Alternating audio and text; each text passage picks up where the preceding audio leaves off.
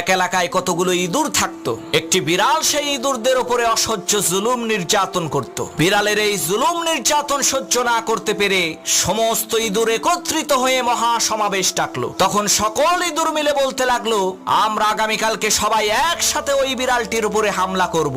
কেউ বলল আমি বিড়ালের পা ধরবো, কেউ বলল আমি ঘাড় ধরবো, আবার কেউ বলল আমি বিড়ালের লেজ ধরবো।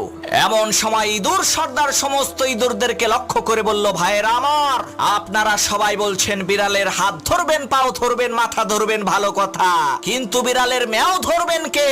ওই হিংস্র বিড়াল যখন আপনাদেরকে ধরার জন্য রাগান্বিত কণ্ঠে ম্যাও বলে উঠবে, ওই ম্যাওয়ের হুঙ্কার শুনে আপনারা নির্ভয়ে সাহস করে সেই ম্যাওটাকে কি ধরতে পারবেন?